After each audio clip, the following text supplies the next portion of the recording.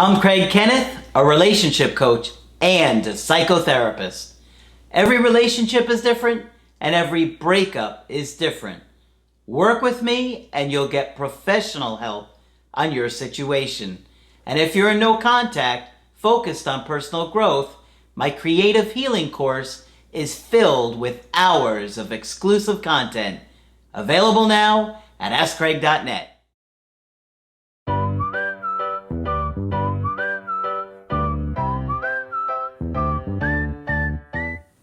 Hi there, I'm Coach Craig Kenneth.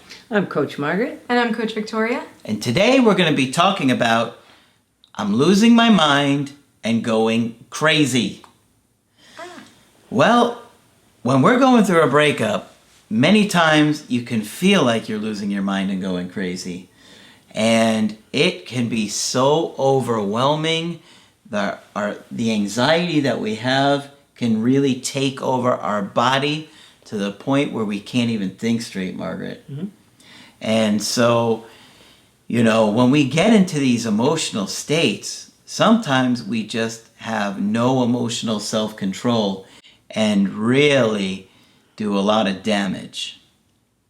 What do you think about that? I think that's absolutely true. Yeah. And, if you've had a difficult childhood or family life and you have attachment issues, it can be even more confusing and overwhelming than if you grew up in like a healthy, stable environment. Mm-hmm. So today I've got an email coaching that I think you guys are going to like. It gets pretty intense, but it can be helpful to look at stuff like this, okay? Mm-hmm. So this is from a guy, we'll say he's in his mid-30s, and his girlfriend is in her late 20s, okay? So he says, I'm writing this email because my depression and anxiety is making me lose my mind and driving me crazy. Mm. So he sounds like he's in a really bad place. Yeah. Since summer of 2017, my mom was diagnosed with health issues and we did everything to keep her here, but she passed away a few months ago. Oh, Lord. Me and my girlfriend were together since fall of 2018. For the last months and weeks of my mom's, my girlfriend stood by my side 24/7, taking care of her. She even called doctor's appointments and brought her things she needed. She even did more than my two sisters. She behaved like another daughter for my mom, and I will always be grateful for her and what she did. I was always with too much stress over my shoulders due to the situation, and this year the things looked imminent. My stress and anxiety were even worse. My girlfriend complained about me mistreating her and being rude sometimes, but to be honest, I underestimated it and did little to fix it. Mm-mm.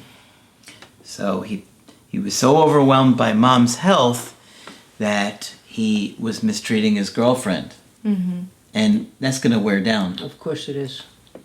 Because it sounds like she was more of a support to the mother than even the daughters were. Mm-hmm. And if your mind is dealing with a loss at the same time, you won't be able to... Well, you don't know whether to attach or grieve or what. Yeah. Yeah, and my mom passed away from cancer, and I watched her go through that, and it was horrible. It's horrible, yeah. And because of the type of cancer she had and how it was progressing, I knew it was only a matter of time. Yeah. And when you're watching somebody go through that, like your mom, it's just the worst thing because you feel helpless. And it's so hard to comfort somebody. Mm-hmm. But you can only do so much. You can do what you can do. So she was wonderful, it sounds like. Yeah, the girlfriend, sure, yeah. Time passed and she accumulated those things. When my mom passed away last fall, my depression got worse. I was crying all the time, telling my girlfriend that I missed my mom and stuff like that. My mom was my everything. As the unmarried son, I had to and wanted to live with her all my life. So it just made everything more hard for me. So does he mean he wanted to live with his mom all his life? Yes, and it means he can't detach from Mom. Okay. My girlfriend kept telling me that I did all my best for my mom and that I should be calmed down to that. I kept insisting that I should have done more or better, but honestly, I did everything that I could. Some people feel like they should have been able to do something to keep her alive, Yeah. but it's not within human control or power. Yep. I kept blaming me, and my girlfriend hated that. I could see she probably felt terrible watching him beat himself Yeah, up. it's hard to be somebody supporting somebody in grief. Supports need support too. Yeah, Yeah. right. Exactly. Days passed, and I fought for little things like my girlfriend waking me up to have breakfast. And I told her I wanted to keep sleeping to be able to dream about my mom. I was very irritable. Sounds depressed. Yeah. And she's saying, what am I, chopped liver? Yeah. I'm still here. Your mom's gone. In the fall, around midnight one night, we had a fight when I asked her to bring me a cake, but she didn't. When I asked why, she told me that she didn't get why she had to bring it. And my response was, because I wanted it as a gift from you, so I didn't want to pay for it. It's an odd thing to say. It's probably his mother's birthday. Could have been. She interpreted it very different and didn't like it. Minutes later, she began texting me, "Look, I don't feel the same. My feelings have changed. I get annoyed by your things and I think re-inherit of your personality, so they won't change.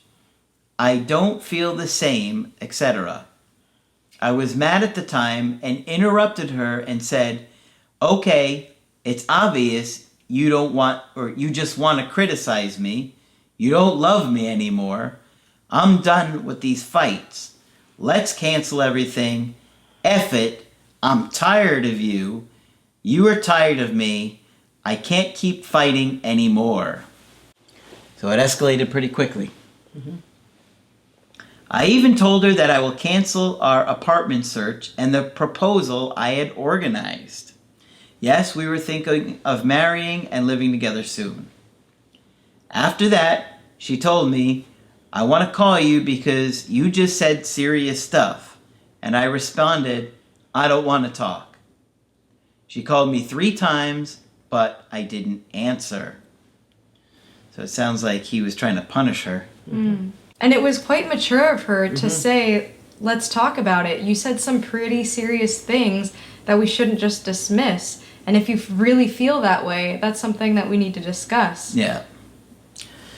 A few days later, I texted her telling we can't be fighting all the time, trying to justify the things I said. She didn't want to talk. The next day, I wanted to see her to talk to her and went to her house, but she didn't want to see me. I begged, cried, yelled, did everything wrong by the phone. She told me she didn't want to talk to me, and I insisted too much. She told me that my reaction scared her a lot. So it must have been pretty serious for her to tell him she's was scared. Yeah. I think all of the behavior, even leading up to this point, has been concerning, to the point where he couldn't wake up to eat a meal because he wanted to dream about his mother. I feel like as a partner of somebody in that situation, I would also be concerned and wondering, where is all this irrational behavior coming from? Absolutely. He sounded depressed Yeah. to me. Oh, Yeah, terribly. which I can understand. He did lose his mom, and that's horrible. Since then, for the last 20 days, I have kept doing everything wrong by desperation. Texting her, calling her, sending flowers to her workplace, sending gifts, the handwritten letter, lunch, more calling and texting. When she answers, it's even worse. I get more desperate. She kept telling me that I must stop. I'll leave her alone. Her feelings have changed. She doesn't want to be with me. She wants to be alone. Sometimes she says, "I don't want to be with you right now." And others, "I don't want to be with you." So she's giving a little mixed messages there. Now I'm blocked in WhatsApp and Instagram. I keep stalking her social media through other accounts, and she keeps posting videos that she does and pictures where she looks happy, like there is nothing wrong with her. I'm devastated, frustrated, sad, and depressed. She was the love of my life. The 95% of our 2-year relationship was perfect. I kept telling her that please don't judge me and our relationship based on the 5% of bad things that happened during the worst moments of my life. I really want to get her back. We had a future plan together. She is perfect for me. She never did anything wrong. I can't blame her for anything. I really need to know what to do or someone else to talk to her to calm her down and change her mind. He's trying to manipulate. No. I don't know. I can't sleep well, eat. I'm very desperate and depressed. Okay, so obviously this situation feels very emotional and heated. And obviously he's going through a lot, losing his mom and now his girlfriend. And he's beating himself up because he sees her as perfect. And There is no perfect. yeah, she does sound like she was a great girlfriend. And, you know, one of the first things I can't help but wonder is how exhausted she must be. She took care of the mother. Honestly, the way that I read that, it felt like she was taking care of the mother more than the siblings and maybe even more than him. I was thinking to myself, she sounds like a first-rate caretaker. Yeah. Because, you know, she was setting the doctor's appointments, she was doing this, and he sounded like he was depressed and not in a good place for all the time that mom was sick. But she was great during that. So I think she's exhausted right now. I think so too. And I think she's probably so tired by what happened that she's not considering any kind of reconciliation at this point. But I do think she really cared about him. I think so too. And, you know, she could come back after she really has some time to be free. Because I think she's got to be free and not feel like I'm going into a situation where I have to take care of him. I have another responsibility of taking care of another person again. I just got out of that. I stayed all the way through everything, through mom passing away, taking care of her. She probably feels like alive. And I also wonder how many times during her supporting him, he acknowledged that to her and said, "You're doing a great job of supporting me through this, and thank you." Because it sounded like there was a bit of even resentment from him and wanting her to do more. And that could really make a person feel unappreciated, especially if you're giving your all to support somebody who's grieving. So I could see her wanting that sense of validation and feeling like recognized for the work that she had been doing out of her heart. I agree. And it sounds like he was very depressed probably that whole entire last year because, you know, he was beating himself up that he couldn't do more for mom and blaming himself. So I'm sure that made her feel disconnected from him for the last year or so of this relationship. It's not like mom, you know, died suddenly over like, you know, she died in a car crash or something like that. This is something that was a long time coming that probably caused them to drift apart or have a lot of stress and tension for a long time. So I think this woman would need a lot of time to kind of feel free, and he needs to get to a good place again where he's happy again before he could turn this around. You want my 5 cents worth? Sure. Okay. I think the incident where she tried to wake him up for breakfast, but he wanted to stay asleep so he could be with his mother, is a metaphor for the whole thing. It sounds to me like he was unusually devoted to mom. Makes me wonder if she was a single parent and it was the two of them against the world, but whatever. It doesn't sound to me like he had made any normal or healthy separation from mom, okay?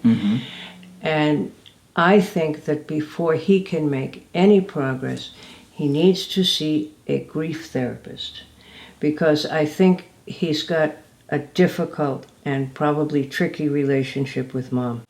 And the message to her was, I am more devoted to my mom who isn't here than I am to you who is here. Okay? So I would recommend that he get to a grief therapist. And of course, if there's conflict in the relationship, grief gets harder. But I would recommend he see a grief therapist as soon as he possibly can. And I agree, she sounds like a good person. But after he's done that for a while, then maybe he'd be in a position to talk to her. And to your point, he did mention something about wanting to live with his mother the rest of his life. He did, and I didn't miss that. Which was an odd thing for me to read. It was surprising. You don't often hear someone say... You do hear it, though. Yeah. You do every now and again hear it. So that says to me that that's where the issue starts. And like I said, the metaphor is perfect. Mom is gone, she's here, and he goes to Mom. And I do think that part of this is also cultural. I was thinking that. I was just going to say that, yeah. Because in a lot of Latin households, the expectation is for you stay in the house with the family until you get married. Until you're married, right. And there you buy your own house with that other person and you separate in that way. But the house is going to be next door, so. I was getting a more Middle Eastern vibe myself, but it could have been Latin too. It could have been. Yeah. Whatever it is, his devotion to Mom seemed out of line to me. Not that I'm not glad he loved his mother, I am, but something wasn't quite right. Yeah. And if he doesn't deal with it, he won't be able to grieve. Yeah. I do think she really cared about him. I do too. But I don't think she's coming back anytime soon. I don't either. And he better have something to say. I've been in therapy for this, that, and the other thing. Yeah. I think, she's probably not feeling such a strong emotional connection to him because he was probably very depressed that last year. Not only that, his major attachment was to Mom. Exactly. And again, the waking him up was the perfect metaphor.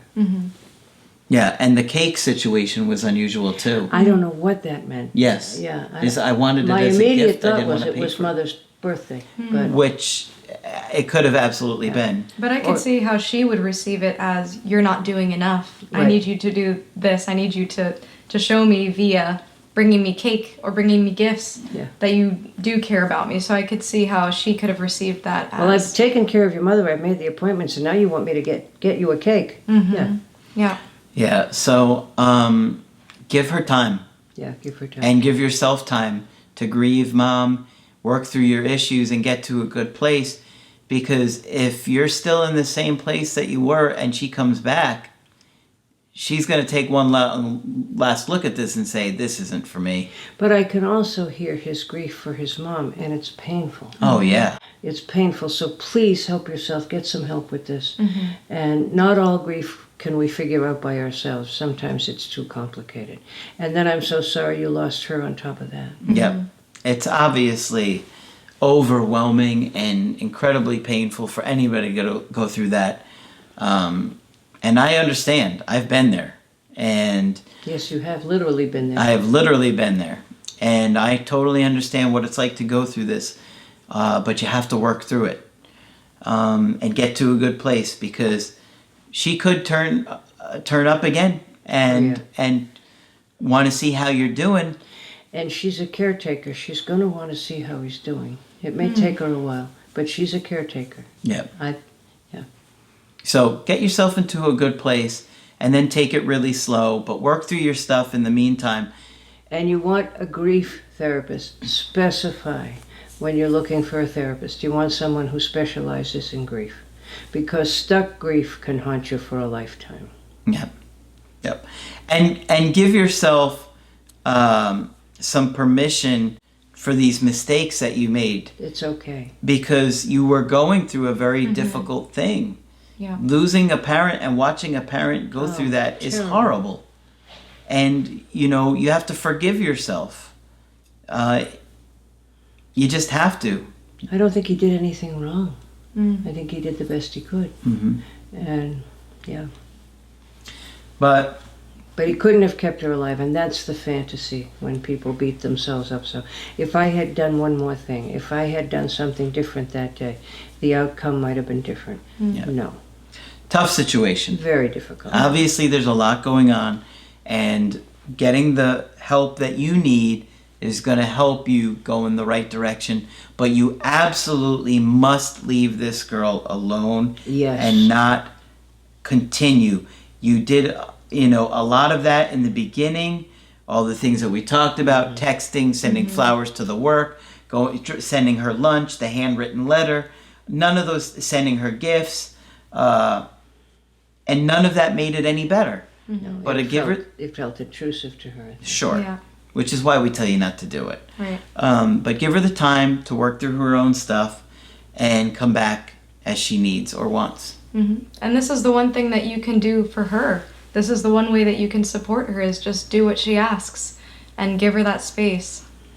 Yep, I think so too. That's a great point. Yep. Okay. Obviously, it's a tough one.